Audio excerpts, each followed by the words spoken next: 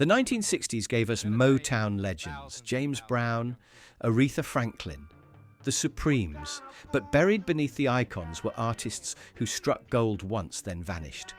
These are the underrated R&B one-hit wonders of the 60s. Songs that lit up radios, packed dance floors, and then slipped into history. I've got to be your number. 12. The Tams. What Kind of Fool Do You Think I Am? 1963, Atlanta, Georgia. 1960, 5 young men, Joseph Pope, Charles Pope, Robert Smith, Floyd Ashton, Horace Key. They met singing in Atlanta's church choirs, formed a group.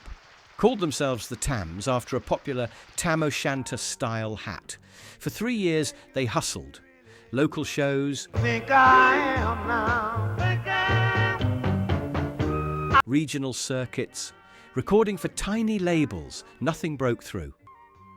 1963, ABC Paramount Records gave them a shot. The song was What Kind of Fool Do You Think I Am? A mid-tempo ballad about betrayal and pride. Lead singer Joseph Pope delivered it with aching sincerity. The arrangement? Simple. Piano, soft horns, Pope's voice carrying the weight. I want to be yourself. September 1963, it entered the Billboard Hot 100. By November, it peaked at number 9. Number 6, R&B. Finally, the Tams had arrived. They followed with You Lied to Your Daddy. It stalled at number 79. Nothing else charted in America. But the Tams had a secret weapon, the UK. British Northern Soul fans discovered them in the late 60s. They became legends across the Atlantic. Hey, Girl, Don't Bother Me. What kind of fool? 11. Wade Flemons, Here I Stand, 1959. Detroit, late 1950s.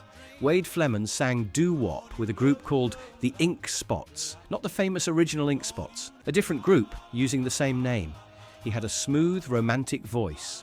Perfect for the ballad style popular in black radio, VJ Records took notice. 1959, they signed him as a solo artist. You don't know how much I care. Gave him a song called Here I Stand, a yearning ballad about devotion and heartbreak. The record showcased everything Flemons could do.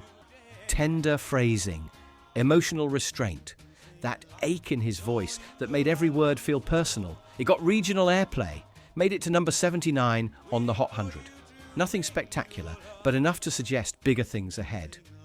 VJ planned a follow-up campaign. Then, the music industry shifted. Doo-wop was dying. Soul music hadn't quite arrived yet. Wade Flemons' moment passed before it truly began. His follow-up singles went nowhere. By 1960, VJ lost interest. He faded from music entirely. No albums, no comeback attempts. He disappeared. What happened to Wade Flemons after 1960 remains unclear. All alone in my lonely world. 10. The Essex. Easier Said Than Done. 1963. Camp Lejeune, North Carolina. 1962. 5 US Marines stationed on base. They sang together for fun. Harmonized in the barracks. Lead singer Anita Humes had a powerful voice. The guys, Walter Vickers, Rodney Taylor, Billy Hill. And Rudolph Johnson provided backup. They called themselves the Essex. No grand ambitions, just Marines killing time between drills. Somehow, a demo reached Roulette Records in New York. The label flew them up for a proper recording session. July 1963, Easier Said Than Done hit radio. Easier said than done. A mid-tempo soul song with military precision in the harmonies. By August, it sat at number 1 on both the Hot 100 and R&B charts. 2 weeks at the top. A group of active duty Marines with a number 1 record. The military gave them leave to promote the single. Well, I know They appeared on American Bandstand, Dick Clark tours, national television, then reality hit. They were still Marines, still had duties, couldn't tour full-time like civilian acts. Follow-up, A Walk-In Miracle, peaked at number 12. After that, nothing clicked. By 1964, they'd faded from the charts entirely. The group officially disbanded in 1965 when members' military service ended. Some pursued music, most didn't. Easier said than done. 9. Gene Chandler, Duke of Earl, 1962, Chicago. 1961, Eugene Dixon sang with a doo-wop group called the Duquets. They were nobodies, hustling for any recording opportunity. One night, warming up before a recording session, Eugene started improvising. Duke, Duke, Duke, Duke of Earl. Duke, Duke. The other Duquets joined in. Nonsense syllables over a simple chord progression. Producer Carl Davis heard it, told them to develop it into a full song. They took the bass line from a doo-wop song called The Paragons, added dreamy vocals and that unforgettable Duke, Duke, Duke hook. VJ Records loved it, but wanted to release it under just Eugene's name. They renamed him Gene Chandler.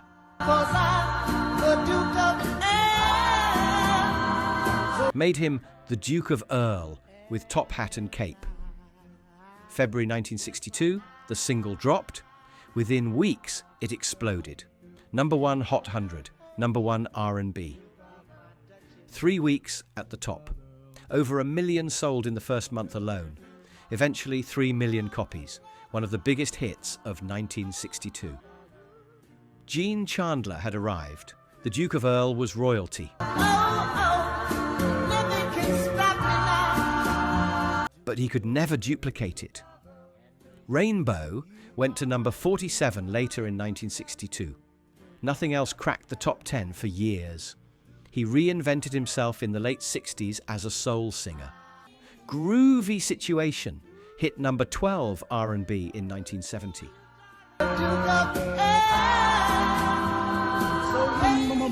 8. Chris Kenner, I Like It Like That, 1961, New Orleans, the birthplace of rhythm and blues.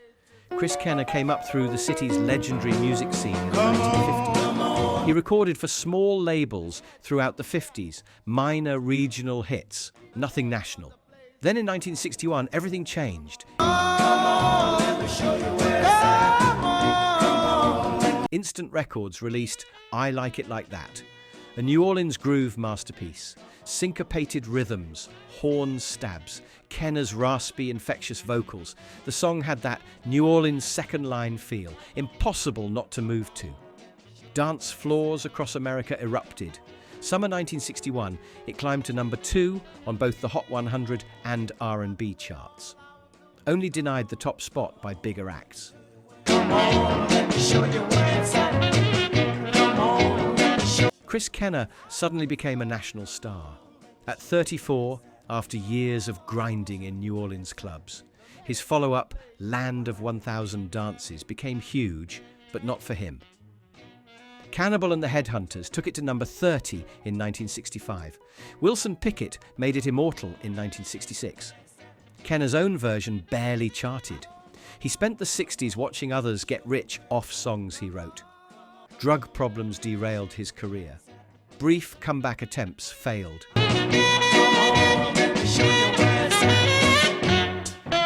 He died January 25, 1976, at age 46. The Dave Clark 5 covered I Like It Like That in 1965, taking it to number 7 in the UK. In the 1990s, Pete Rock and CL Smooth sampled it for They Reminisce Over You. Hip-hop discovered Chris Kenner. Today, I Like It Like That remains a New Orleans standard. Chris Kenner himself, a footnote, the man who gave the world an anthem but never got to enjoy the glory.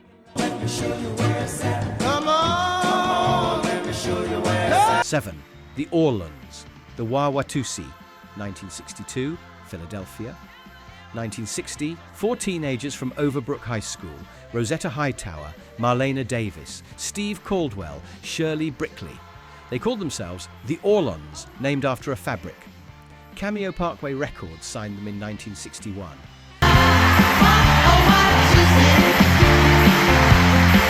Early 1962, they recorded the Wah-Wah-Tusi, another dance craze record.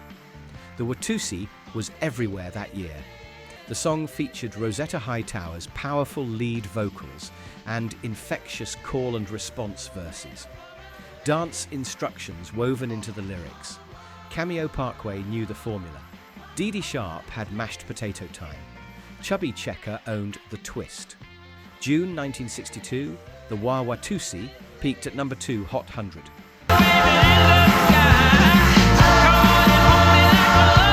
Number 5 R&B, Gold certification, over 1 million sold. The Orlons followed with more dance hits. Don't Hang Up went to number 4 in late 1962. South Street hit number 3 in 1963. For a brief moment, they were Cameo Parkway's biggest act alongside Chubby Checker and Dee Dee Sharp. But the British invasion crushed American dance crazes.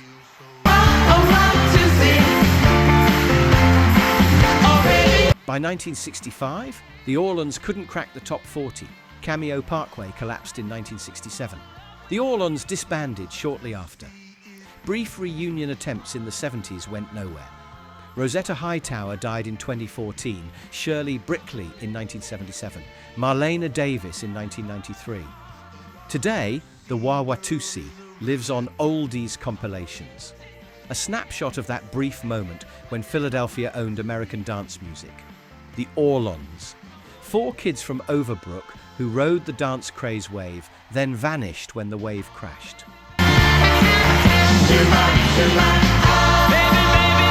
6. The Chiffons. He's So Fine, 1963.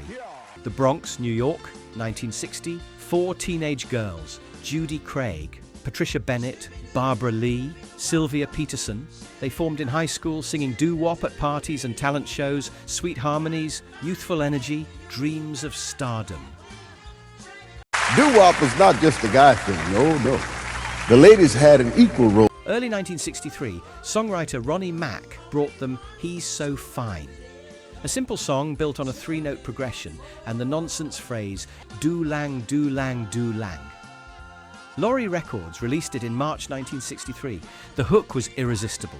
That do-lang backing became instantly recognizable. By April, it topped both the Billboard Hot 100 and R&B charts. Right, we're gonna keep this good thing going, okay? With a little one thing. 4 weeks at number 1. A girl group anthem that defined the sound of early 60s pop. The Chiffons seemed destined to rival the Shirelles, the Crystals, the Ronettes. Multiple number 1s. Sustained success. But tragedy struck before they could celebrate. Songwriter Ronnie Mack died of Hodgkin's disease just months after the song hit number 1.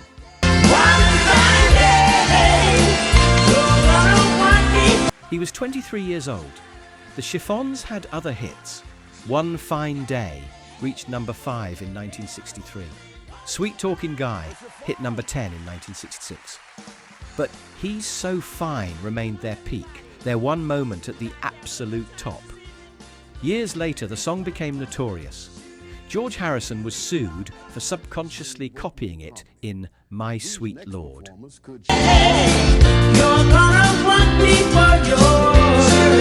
The judge ruled Harrison guilty of unconscious plagiarism. The case dragged through courts for years. The Chiffons even recorded a cover of My Sweet Lord in 1975, highlighting the controversy. Today, He's So Fine endures as a girl group classic. The Chiffons themselves, largely forgotten except for those 4 magical words. Do-lang, do-lang, do-lang. If you all remember this song, you feel free to sing along with us, okay? 5. The Marvelettes. Please Mr. Postman, 1961. Inkster, Michigan, 1961. 5 17-year-old girls from an all-black suburb built for Ford Motor Company workers. They called themselves the Marvels: Gladys Horton, Catherine Anderson, Georgiana Tillman, Juanita Cowart, Georgia Dobbins.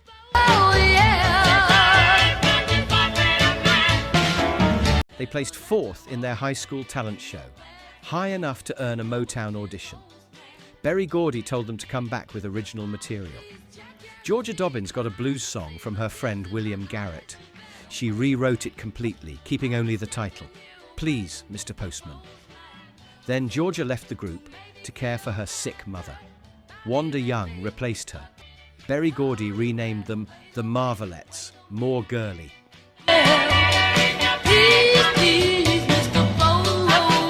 August 21st, 1961. They walked into the studio petrified. Florence Ballard from the Supremes told them to relax and stretch out the word postman, add oh yeah backing vocals. Marvin Gaye, 22 and struggling, played drums. Brian Holland and Robert Bateman produced.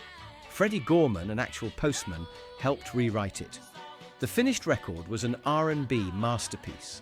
Instruments dropped away in places, making Gladys Horton's Please sound desperate and lonely.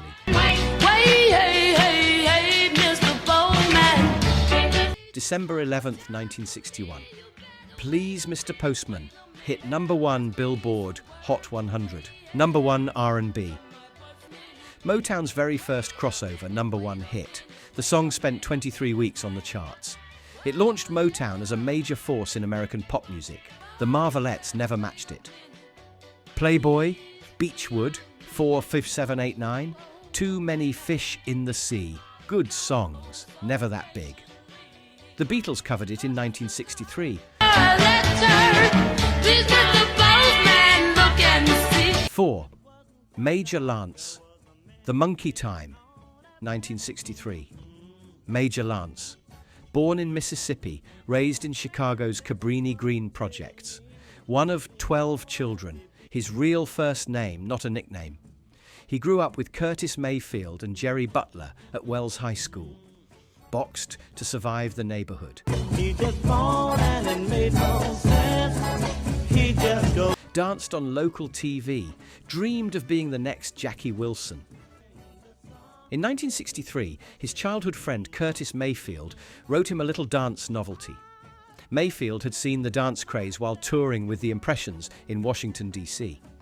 The song was The Monkey Time, OK Records' first hit in 10 years, producer Carl Davis, arranger Johnny Pate, the Impressions on backing vocals.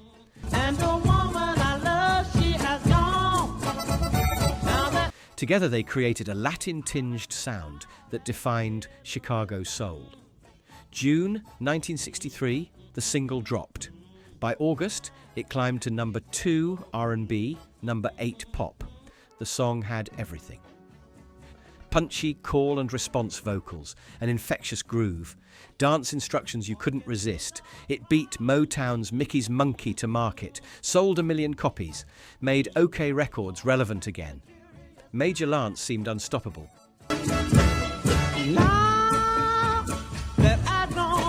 Follow-ups, Hey Little Girl and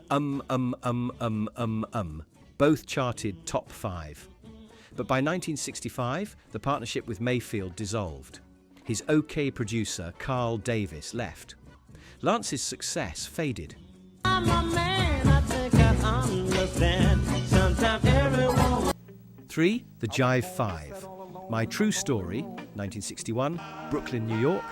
Late 1950s, 5 young men, Eugene Pitt on lead vocals, Jerome Hanna and Richard Harris on tenor, Billy Prophet on baritone, Norman Johnson on bass. They called themselves the Jive 5. Doo-wop was fading. And I entitled. Soul music was rising. They stood right in the middle. In 1961, they walked into a studio for their very first recording session. The song was My True Story, co-written by lead singer Eugene Pitt. A slow burn ballad, built on layered harmonies and spoken word verses. It felt like reading someone's diary set to music. The record dropped on Belton Records in summer 1961.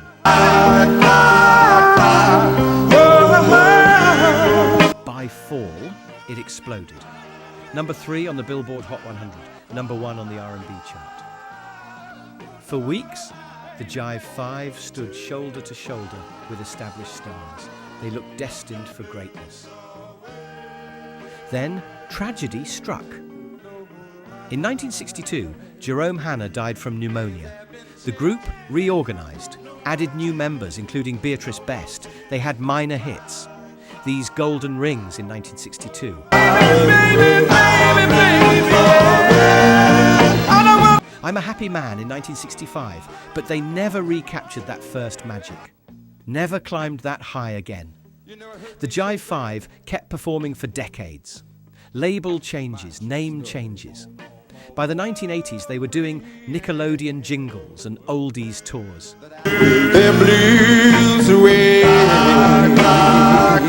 2. Barbara Lewis. Hello Stranger, 1963.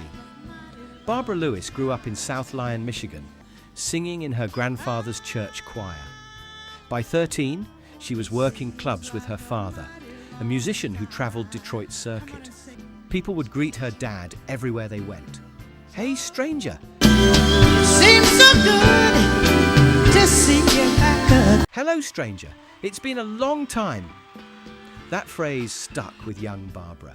She turned it into a song, a bittersweet ballad about reunion and longing. January 1963, Chess Studios in Chicago. Barbara recorded Hello Stranger, with the Dells providing backup vocals.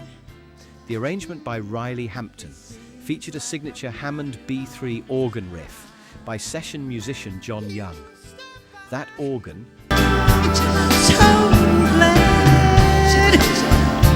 became the song's calling card. Atlantic Records almost didn't release it. Too unusual, they said. They only changed their minds after Ruby and the Romantics hit number 1 with Our Day Will Come in March. Hello Stranger entered the Billboard Hot 100 in April. By June, it peaked at number 3 for 2 weeks. It spent 2 weeks at number 1 R&B. Do you know it? The song was unique. Its title comprises the first 2 words, but never repeats again throughout the entire track. Barbara Lewis wrote every song on her debut album, rare for a female artist in 1963. She had other hits, Baby I'm Yours and Make Me Your Baby, both reached number 11 in 1965. How long has it been? 1. Ruby and the Romantics. Our Day Will Come, 1963. In early 1963, an unknown group from Akron, Ohio, walked into a New York recording studio with a song nobody wanted them to have. Ruby Nash and her 4 male backup singers, fresh off the streets of Akron, had convinced their label to let them record. Well, I really don't know. How many records has it sold? Close to 1 million. Our Day Will Come. The songwriters wanted it for easy listening crooner Jack Jones. The label reluctantly agreed, but only if the group's version flopped. Producer Al Stanton cut 2 versions, one mid-tempo, one bossa nova style with a hypnotic Hammond organ solo. They chose the bossa nova arrangement. December 1962, the single dropped. Ruby and the Romantics, and we'll be right back. By March 23, 1963, Ruby and the Romantics sat at number 1 on both the Billboard Hot 100 and the R&B chart, their voices layered in cool harmonies. Ruby Nash commanded the lead with power and poise, turning pedestrian love song lyrics into pure joy. Dionne Warwick had actually sung the demo version. Hundreds of artists would later cover it. The Carpenters. Our day will come, our day will come. Isaac Hayes, Frankie Valli. But for Ruby and the Romantics, lightning never struck twice. Follow-up singles charted modestly, but nothing close to that first magic. Today, Our Day Will Come remains iconic. The group behind it, mostly forgotten. A classic case of one perfect moment, defining an entire career. Is it true, gentlemen? Well, Akron must be very proud. 12 forgotten voices, 12 perfect songs. 12 moments that defined an era, then slipped away. These one-hit wonders of 60s R&B didn't change the world. They didn't build dynasties or launch movements, but they gave us magic. Brief flashes of brilliance that still echo when you know where to listen. Which of these forgotten tracks surprised you most? Let us know in the comments. And don't forget to subscribe for more deep dives into music history's lost treasures. Our dreams have magic.